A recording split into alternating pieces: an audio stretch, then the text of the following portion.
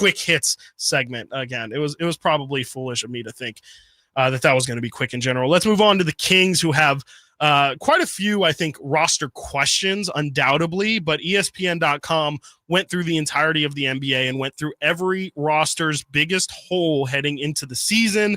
The Sacramento Kings' biggest hole is the front court reserves. They write, after trading Jonas Valanciunas for salary purposes, the Kings are left with a lot of questions behind starters Keegan Murray and Domantas Sabonis.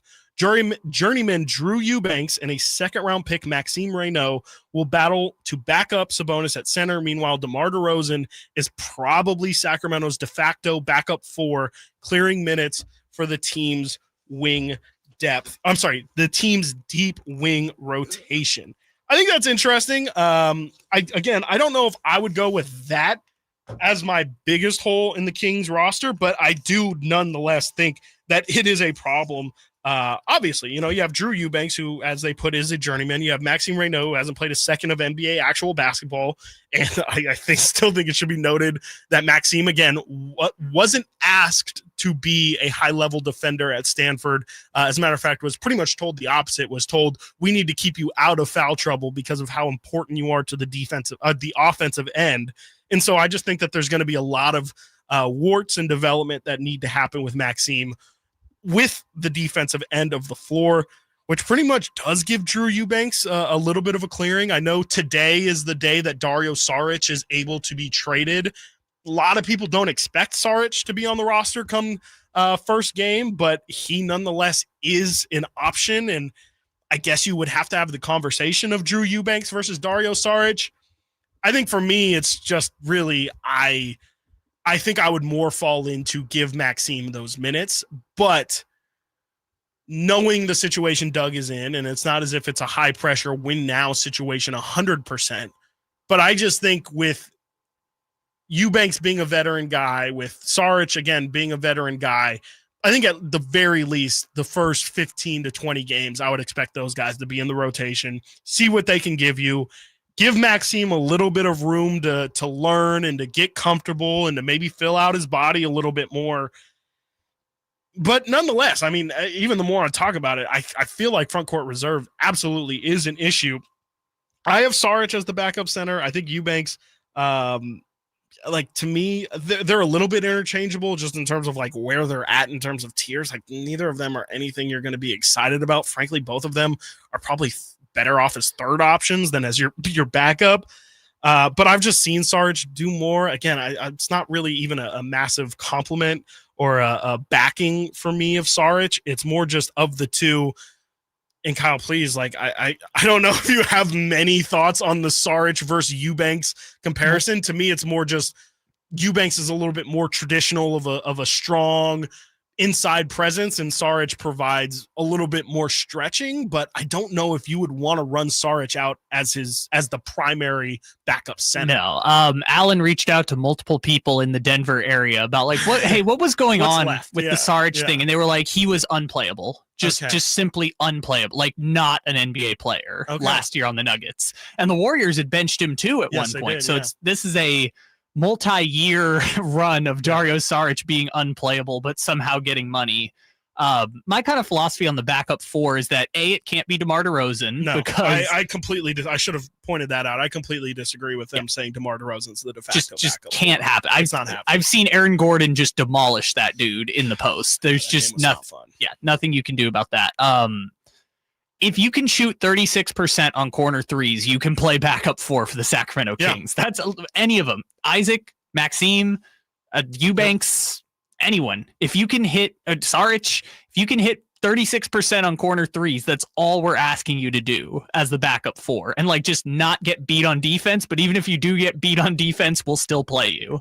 So I just, people are saying Saric just isn't it. The long-term answer is that their backup four is probably not on the roster right now. I think that's probably it. Or, I mean, if we're talking about the four specifically, I think the four is a lot less complicated than the five. The four, I've got no problem throwing Isaac Jones out there. I think the 36% from corner is definitely a good shout because that is something that specifically asked Isaac Jones to get better at his hitting from the corner, and I think it's for this very reason, so that they feel okay with throwing him out there if he is in a lineup with Sabonis. But I kind of jotted down what I think the rotation is going to look like a couple weeks ago. I put Keegan as the starting power forward, obviously. I have Eubanks as the backup power forward, and then Isaac Jones behind him, and then Sabonis, Saric, and Reynaud. I just don't think there's really any way that Maxime is getting minutes to start off the season. I would love to see it. I think he's definitely I just think it is true, and I am more excited to see what Maxime Reynaud brings than Nick Clifford. I'm not saying I think Maxime Reynaud is definitely going to be better than Nick Clifford, if that makes sense. I am more so just in terms of literally excitement and curiosity of what he can bring. And I think it does have to play into where they're going to, or if they're going to be able to get minutes next year. I just think the question of, is Maxime Reynaud an NBA player we'll just say day one? I'm not expecting him to play day one, but essentially, can Maxime Reynaud give you quality rotational minutes in year one?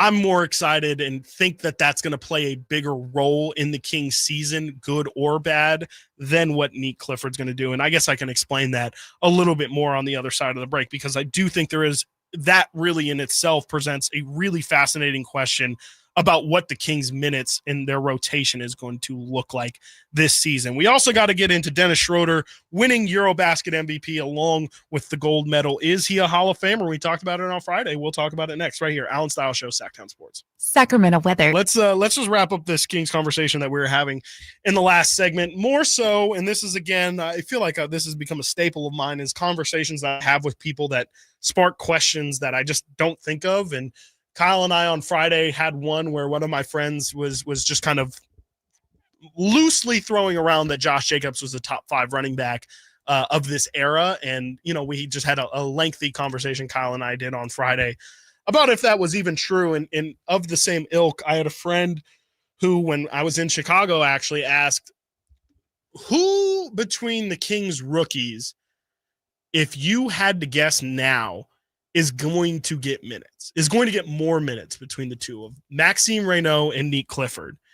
And of course, if you're not really giving it much thought, I think Nick is the more obvious choice. He was the higher draft pick. There's tons of different positions he can play. To me, he can play the 2. You can steal some minutes with him at the point guard. I have not loved hearing people throw Nick at the point guard. I just don't think, to me, point guard is like something where you just are a point, like it's just something that you know how to do, and you're kind of born, not to do the quarterback thing, but I think you kind of are born with the traits, or with the mentality, I guess, of being a point guard, sharing the sugar, understanding where people want to get the ball and at what points in the game they need to get the ball, what matchups they like. So I haven't loved the Nick at point guard thing, but I think he can steal minutes there. He can steal minutes at the 2.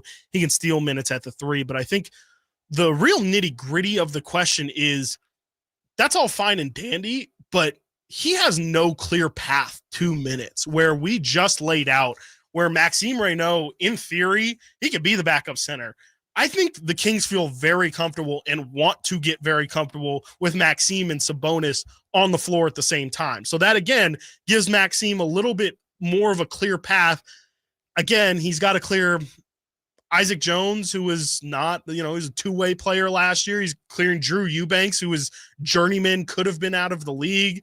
Dario Saric, who Kyle just eloquently put last segment, nobody wants. Multiple teams wanted him to be something for them last season, and both teams washed their hands of it and said, we're good.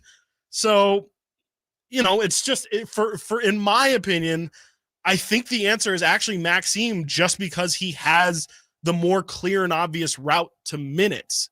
Is that crazy? So you're talking about between Nick and Maxime? Just between those two. So I think the question is about Maxime, because I feel like Nick's role is just going to be plug him into the Jake LaRavia spot and go. Okay. Basically. Yeah, I can see that. And Jake LaRavia played, 11, 12 minutes a game, basically, at most?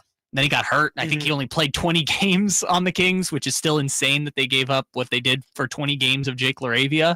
But Maxime, Brennan talked to Kyle Smith, the Stanford coach, who also coached Isaac at Wazoo before going to Stanford.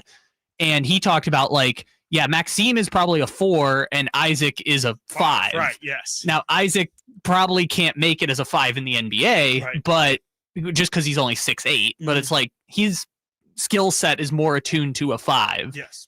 And that makes me think that if that's true, he's probably going to have to go overseas at some point to get significant minutes. Because unless you're Draymond Green, you can't really be 6'8", and you got to be playing elite level defense to be 6'8" and be a center in the NBA. You got to be Montrezl Harrell, right? That's, to me, that's the example that he's just not. He's an energy guy, Isaac is, but he's much more of an offensive energy guy than a defensive. Yeah, exactly. And I think Maxime has a chance to be, I kind of call it tall man, big man situation. Sure. Anthony situation. Yeah, exactly. Or Chet and Hartenstein is the example I point to. Chet is tall man, and they can get away with him at the 5, but you're better off with tall man, big man, and then Keegan's more of a wing. So, yeah, I think it just depends what you think about Maxime. Yeah, and also, again, for the Neek part of it, I can't get him past a third string, and that's no disrespect. It's more just where the Kings' rotation is at. I have Schroeder as starter. In pencil, I have Russell Westbrook as their backup. Then I have Malik Monk as their third string. I think as their third string playmaker, if Russ isn't there, I think Malik is probably their backup point guard. And then Devin Carter, who, again, we've had many conversations. Devin Carter is going to be on this team, and we can have a conversation about where Devin Carter's minutes might potentially come from. It almost has to be at that backup point guard spot, because if we move over to the 2s, Zach LaVine starting, Malik Monk is definitely getting those backup minutes, if not at the 2. Then you have Keon Ellis, and then I have Neek Clifford. And then if you want to have the argument at the 3, DeRozan starting, then I think the backup 3 is probably a LaVine-Murray mixture, and then it's probably Neek Clifford. So again, at best, I have Neek Clifford as the third option in all of these positions.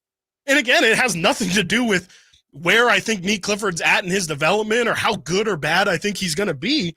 It's just a matter of, I know for a fact Zach LaVine's getting minutes. I know for a fact DeMar DeRozan's getting minutes. We know Dennis Schroeder's getting minutes. Malik Monk has to get minutes. Keon Ellis has to get minutes.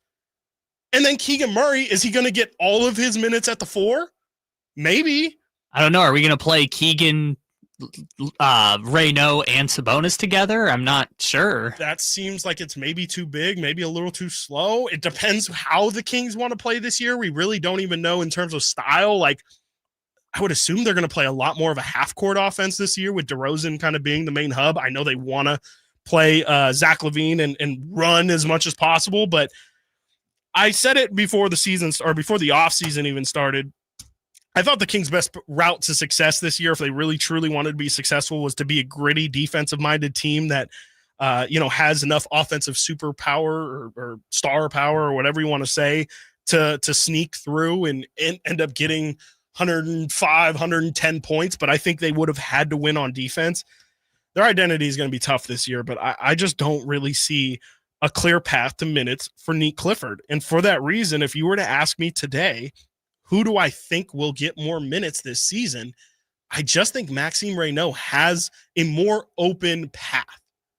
And again, Maxime can look undersized or underweight, I guess, to Kyle's big man, tall man conversation. And maybe that can be something that loses him minutes because he can't stand with the physicality of the NBA, or maybe he's just not ready, or maybe it is the defense thing that I alluded to earlier, where, again, at Stanford, he was so important to their offense as their offensive hub. They would tell him, hey, we don't want you going for every block.